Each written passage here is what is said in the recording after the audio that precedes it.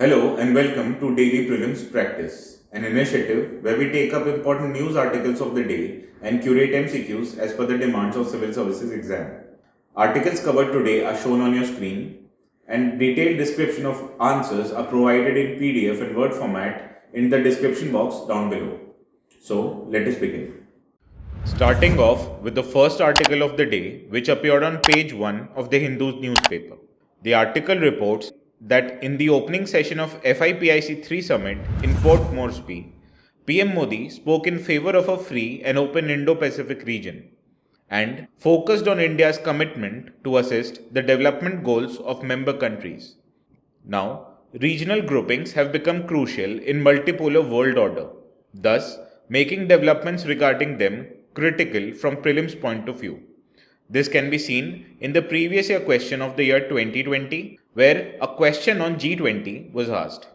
On similar lines, here's practice question number 1. Consider the following statements regarding Forum for India Pacific Islands Cooperation or FIPIC. Statement 1. It includes 6 island countries along with India. Now, this statement is incorrect, as the Forum for India Pacific Islands Cooperation was launched in the year 2014 and it includes 14 island countries that are Cook Islands, Fiji, Kiribati, Marshall Islands, Micronesia, Nauru, Niue, Palau, Papua New Guinea, Samoa, Solomon Islands, Tonga, Tuvalu, and Vanuatu. Statement 2. This forum enables exchange of business delegations between India and Pacific Island countries. Now, this statement is correct as the objectives of this forum include it provides necessary information and facilitation regarding aspects of trade and investment. It facilitates meeting between concerned businesses from both sides, exchange of business delegations between India and Pacific Island countries, online and offline matchmaking services, and organizing events and trade fairs. Now, which of the statement given above is or are correct? From the above discussion, we can safely say that option B is the right answer.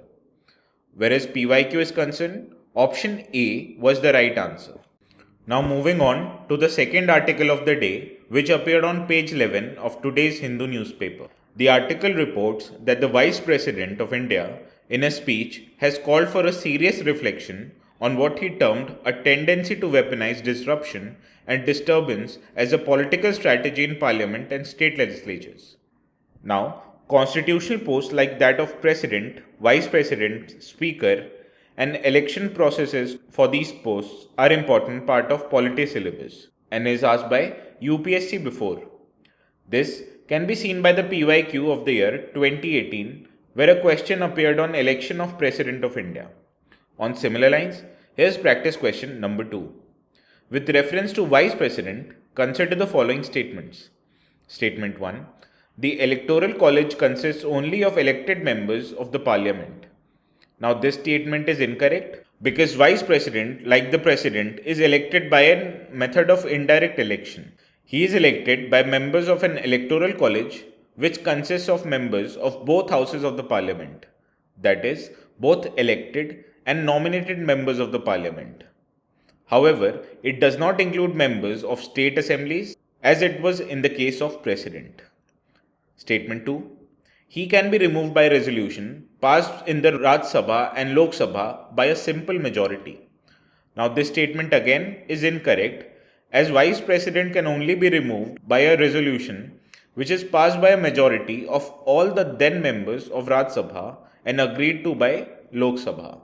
This means that the resolution needs to be passed by Raj Sabha through an effective majority and in the Lok Sabha through simple majority. Further, this resolution can only be introduced in Raj Sabha and not Lok Sabha. Now, which of the statements given above is or are correct? From the above discussion, we can safely say that option D is the right answer. As far as PYQ is concerned, option A was the right answer. Moving on to the third article of the day, which appeared on page 14 of the Hindu newspaper. The article reports that the National Company Law Appellate Tribunal or NCLAT has upheld the court order admitting Go First voluntary insolvency and has asked the lessors who had challenged the moratorium on repossession of aircraft to approach adjudicating court. Now, Insolvency and Bankruptcy Code has been critical in resolving the NPA crisis faced by banks in India. This makes the topic important from civil services exams point of view. This can be seen from the PYQ of the year 2017, where a question was asked for schemes for sustainable structuring of stressed assets. On similar lines, here's practice question number 3. With reference to Insolvency and Bankruptcy Code or IBC, consider the following statements. Statement 1. The resolution process for both companies and individuals are adjudicated by National Companies Law Tribunal. Now this statement is incorrect because the proceedings for resolution process would be adjudicated by the National Companies Law Tribunal, that is NCLT, for companies, while for the individuals, the Debt Recovery Tribunal adjudicates the process. Statement 2. Unlike the SARFAESI Act, the IBC is applicable to both financial and operational creditors. Now this statement is correct and is self-explanatory. Statement 3rd. The resolution plan must be approved by the Committee of Creditors by at least 75% of the votes. Now this statement again is incorrect because during the insolvency resolution process, a committee consisting of lenders is constituted for taking decisions on the resolution process. This committee may either decide to restructure the debt by preparing a resolution plan or liquidate the debtor's asset. However, such decision has to be approved by at least 66% of the votes in the Committee of Creditors. Before the 2019 amendment of IBC Act, the voting threshold was 75% and this was changed to 66%. Now, which of the statements given above is or are correct? From the above discussion, we can say that option B is the correct answer. Whereas the PYQ is concerned, option B again was the right answer. Now moving on to the fourth article of the day, which appeared on page 3 of the Indian Express.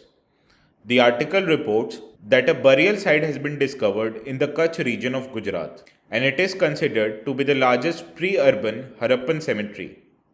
Now, Indus Valley civilization forms an important part of ancient history syllabus, thus making it critical from prelims point of view. This can be seen from the previous year question of the year 2019 on Harappan sites. On similar lines, here's practice question number 4. With reference to Harappan civilization, consider the following pairs.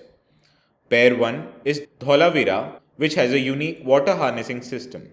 Now this pair is correct as Dholavira is a UNESCO World Heritage Site and consists of a unique water harnessing system.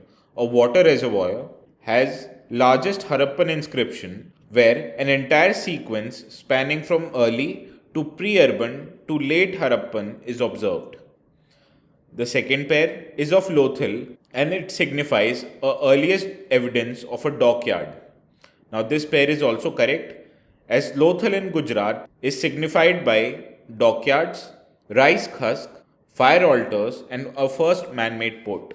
Now the third pair is Daimabad, a significant finding of which is the largest Harappan inscription. Now this statement is incorrect as Daimabad is situated on the left bank of Pravara river, a tributary of Godavari in the Maharashtra, and it is famous for recovery of many bronze goods, some of which were influenced by the Harappan culture. It is the southernmost site of Indus Valley civilization, and the largest Harappan inscription was found in Dholavira. The fourth pair is Kalibangan, where the world's first documented earthquake happened. Now this pair is correct as the Kalibangan site in the state of Rajasthan is the site of both pre-Harappan and Harappan remains and signifies the transition between two cultures. Kalibangan has provided proof of world's first documented earthquake which occurred around 2600 before Common Era and is thought to have led to the collapse of Indus Valley civilization. Now, how many pairs given above are correctly matched? From the above discussion, we can safely say that option C is the right answer. Whereas as far as PYQ is concerned, option C was the right answer. Now moving on to the fifth article of the day, which appeared on page 15 of the Indian Express. The article cites Global Climate Risk Index of the year 2021 to establish the economic costs of climate change. Now, reports published by various organizations have been asked by UPSC before, and this can be seen from a PYQ of the year 2019 on Global Competitiveness Report. On similar lines, here's practice question number 5. With reference to Global Climate Risk Index of the year 2021, consider the following statements. Statement 1. It is published by the Intergovernmental Panel on Climate Change, or the IPCC. Now, this statement is incorrect, as the Global Climate Risk Index is published by German Watch, and this index analyzes to what extent the countries and regions have been affected by the impacts of weather related loss events, such as storms, floods, heat waves, etc. Human impacts and direct economic loss as a result of these climate risks are also analyzed by this report. Statement 2. It has ranked India among the top 10 most affected countries in terms of vulnerability to climate risk events. Now, this statement is correct because the index of 2021 had ranked India 7th in the list of most affected countries in terms of exposure and vulnerability to climate risk events. Now, which of the statements given above is or are correct? From the above discussion, we can see that the option B is the right answer. As far as PYQ is concerned, option C was the right answer. Now moving on to the last article of the day, which appeared on page 17 of the Indian Express newspaper. The article reports that in his first public comments after the Friday announcement of the withdrawal, the RBI governor has said that the withdrawal of 2000 rupee note will have a very marginal impact on the economy, as the 2000 rupee note comprises of only 10.8% of total currency in circulation. Regulating money supply in the economy forms an important aspect of monetary policy, and UPSC has asked a question before in prelims as well, which is apparent from this PYQ of the year 2020. On similar lines, here's practice question number 6. If you deposit rupees 2000 in cash to your demand deposit account at your bank, the immediate effect on the aggregate money supply in the economy will be: option A, will it reduce by rupee 2000? Option B, will it increase by rupees 2000? Option C, will it increase by more than rupees 2000? Or option D, will it be unchanged? Now, demand deposit accounts consist of funds that are held in a bank account from which deposited funds can be withdrawn at any time.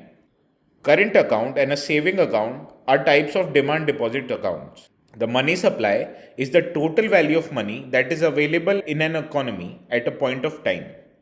Money supply consists of total currency in circulation with the public, in addition to demand deposits of the public with banks.